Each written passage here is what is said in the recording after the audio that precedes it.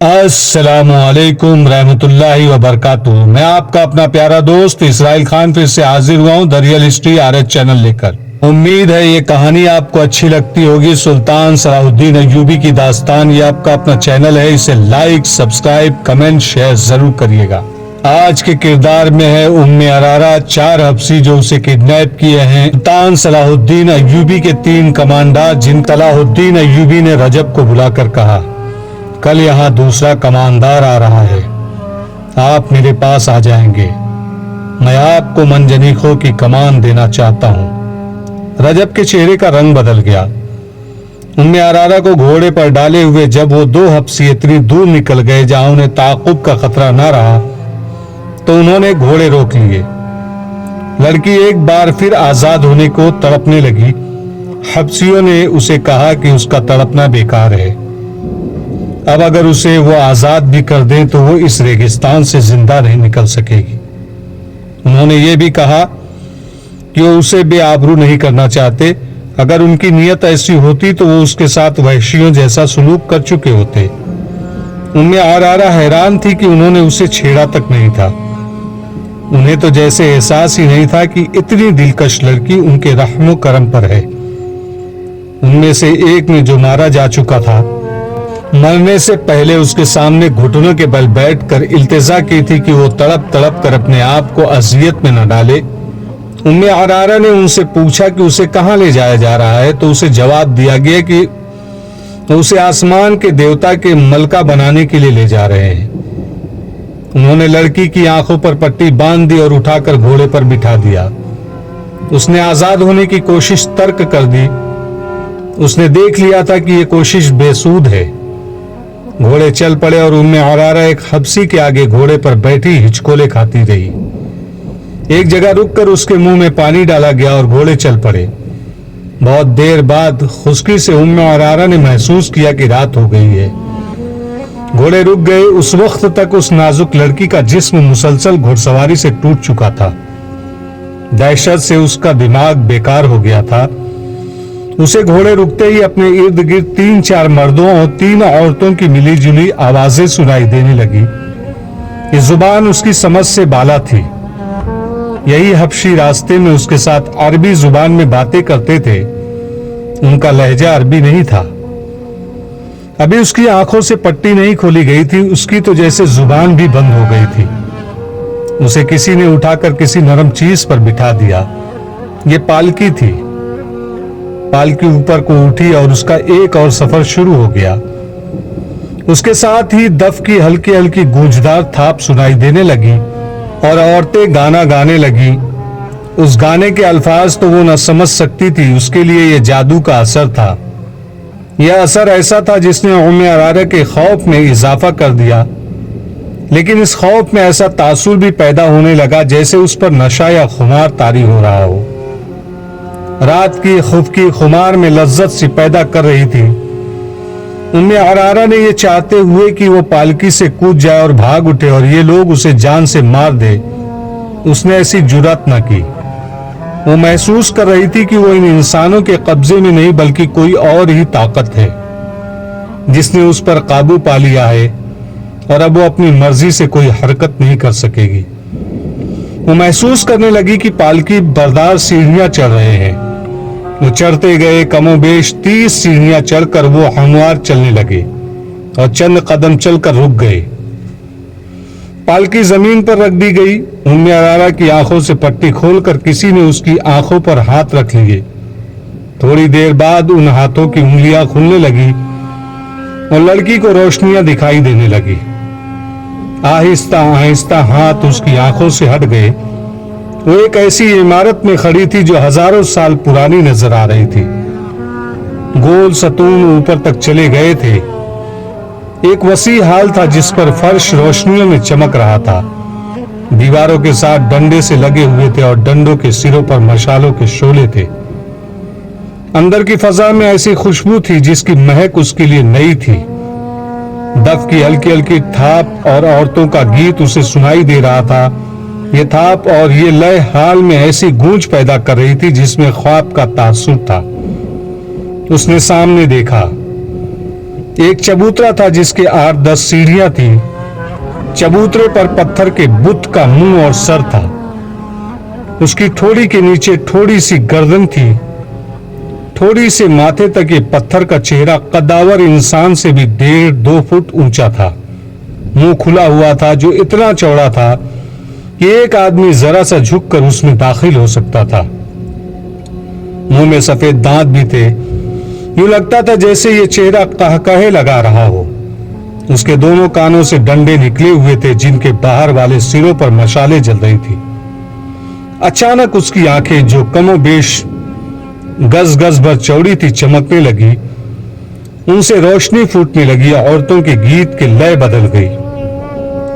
दफ की थाप में जोश पैदा हो गया। पत्थर के मुंह के अंदर रोशनी हो गई।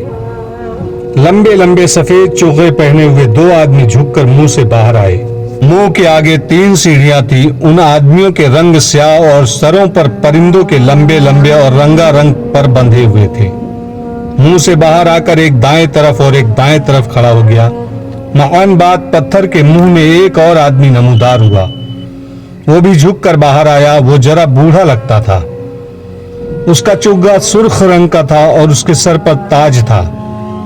एक सांप जो मसनूई था उसके दाएं कंधे पर कुंडली मारे और फन फैलाए बैठा था और एक बाएं कंधे पर। दोनों सांपों के रंग स्याह थे। उनमें अरारा पर ऐसा रौब तारी हुआ कि वो सुन्न होके खड़ी रही। यह आदमी जो उस कबीले का मजहबी पेशवा या पुरोहित था चबूतरे की सीढ़ियां उतर आया। वो आहिस्ता आहिस्ता उनमें अरारा तक आया और दोनों घुटने फर्श पर रखकर उसने लड़की के दोनों हाथ अपने हाथों में लेकर चूम लिए। उसने लड़की से अरबी जुबान में कहा, तुम हो वो खुशनसीब लड़की जिसे मेरे देवता ने पसंद किया है। हम तुम्हें मुबारकबाद पेश करते हैं। उनमें अरारा बेदार हो गई। उसने रोते हुए कहा, मैं किसी देवता को नहीं मानती। अगर तुम देवताओं को मानते हो तो मैं तुम्हें उन्हीं का वास्ता देकर कहती हूं कि मुझे छोड़ दो। मुझे यहां क्यों लाए हो? यहां जो भी आती है यही कहती है, पुरोहित ने कहा। लेकिन उस पर उस मुकद्दस जगह का राज खुलता है तो कहती है कि मैं यहां से जाना नहीं चाहती। मैं जानता हूं तुम मुसलमानों के खलीफा की महबूबा हो, मगर जिसने तुम्हें पसंद किया है उसके आगे दुनिया के खलीफे और आसमानों के फरिश्ते सजदे करते हैं। तुम जन्नत में आ गई हो। उसने चौगे के अंदर से एक फूल निकाला और उम्मे अरारा की नाक के साथ लगा दिया। उम्मे अरारा हरम की शहजादी थी। उसने ऐसे ऐसे अतर सूंघे थे जो उस जैसी शहजादियों के सिवा और कोई ख्वाब में भी नहीं सूंघ सकता था। मगर उस फूल की बू उसके लिए अनोखी थी। ये बू उसकी रूह तक उतर गई। उसकी सोचों का रंग ही बदल गया। उसकी नजरों के जाविये बदल गए। पुरोहित ने कहा, यह देवता का तोहफा है, और उसने फूल उसकी नाक से हटा दिया। उम्मे अरारा ने हाथ आहिस्ता आहिस्ता आगे किया और पुरोहित का फूल वाला हाथ पकड़कर अपनी नाक के करीब ले आई। फूल सूंघकर खुमार आलूद आवाज में बोली, कितना दिलनशीन तोहफा है, आप ये मुझे देंगे नहीं? क्या तुमने तोहफा कबूल कर लिया है? पुरोहित ने पूछा। उसके होठों पर मुस्कुराहट थी। हाँ, उम्मे अरारा ने जवाब दिया, मैंने ये तोहफा कबूल कर लिया है। उसने फूल को एक बार फिर सूंघा और उसने आंखें बंद कर ली, जैसे उसकी महक को अपने वजूद में जज्ब करने की कोशिश कर रही हो। देवता ने भी तुम्हें कबूल कर लिया है। तुम अब तक कहां थी? पुरोहित ने कहा और पूछा। लड़की सोच में पड़ गई, जैसे कुछ याद करने की कोशिश कर रही हो। सर हिलाकर बोली, मैं यही थी। नहीं, मैं एक और जगह थी। मुझे याद नहीं कि मैं कहां थी। तुम्हें यहां कौन लाया है? उम्मे अरारा ने जवाब दिया, कोई भी नहीं, मैं खुद आई हूं। तुम घोड़े पर नहीं आई थी? लड़की ने जवाब दिया, नहीं, मैं उड़ती हुई आई हूं। क्या रास्ते में सेहरा और पहाड़ और जंगल और वीराने नहीं थे? लड़की ने बच्चों की सी सोखिश से जवाब दिया, नहीं तो हर तरफ सब्जाजार और फूल थे। तुम्हारी आंखों पर किसी ने पट्टी नहीं बांधी थी। पट्टी नहीं तो, लड़की ने जवाब दिया, मेरी आंखें खुली हुई थी और मैंने रंग बिरंगे परिंदे देखे थे, प्यारे प्यारे परिंदे। पुरोहित ने अपनी जुबान में बुलंद आवाज से कुछ कहा। उम्मे अरारा को अकब से 4 लड़कियां आई। उन्होंने उसके कपड़े उतार दिए। वह मादर जात नंगी हो गई। उसने मुस्कुराकर पूछा, देवता मुझे इस हालत में पसंद करेंगे? पुरोहित ने कहा, नहीं, तुम्हें देवता के पसंद के कपड़े पहनाए जाएंगे। लड़कियों ने उसके कंधों पर चादर डाल दी जो इतनी चौड़ी थी कि कंधों से पांव तक उसका जिस्म मस्तूर हो गया। उस चादर के किनारों पर रंगदार रस्सियों के टुकड़े थे। चादर आगे करके उन टुकड़ों को गांठें दे दी गई और चादर निहायत मौजूद चुग्गा बन गई। उम्मे अरारा के बाल रेशम जैसे मुलायम और सियाही माइल भूरे थे। एक लड़की ने उसके बालों में कंघी करके उसके शानों पर फैला दिए।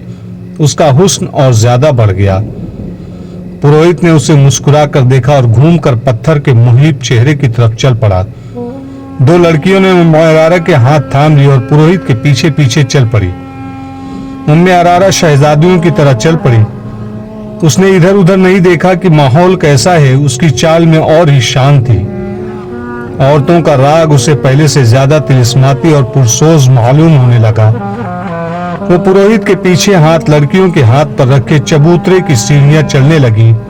पुरोहित पत्थर के पहाड़ जैसे चेहरे के मुंह में दाखिल हो गया। उम्मे अरारा भी 3 सीढ़ियां चढ़कर पत्थर के मुंह में झुककर दाखिल हो गई। दोनों लड़कियां वही खड़ी रही। उम्मे अरारा का हाथ पुरोहित ने थाम लिया। मुंह की छत इतनी ऊंची थी कि वो सीधे चल रहे थे। हलक में पहुंचे तो आगे सीढ़ियां थी। वो सीढ़ियां उतर गए। ये एक तहखाना था जहां कंदीलें रोशन थी। उस कमरे में भी महक थी।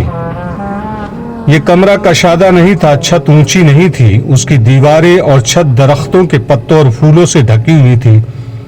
फर्श मुलायम घास और घास पर फूल बिछे हुए थे। एक कोने में खुशनुमा सुराही और प्याले रखे थे। पुरोहित ने सुराही से 2 प्याले भरे। एक उम्मे अरारा को दिया। दोनों ने प्याले होंठों से लगाए और खाली कर दिए। देवता कब आएगा?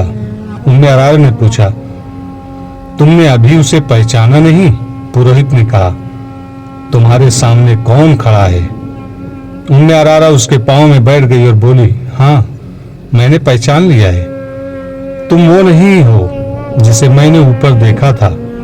तुमने मुझे कबूल कर लिया है? हाँ, पुरोहित ने कहा, आज से तुम मेरी दुल्हन हो। मैं आपको और कुछ नहीं बता सकता।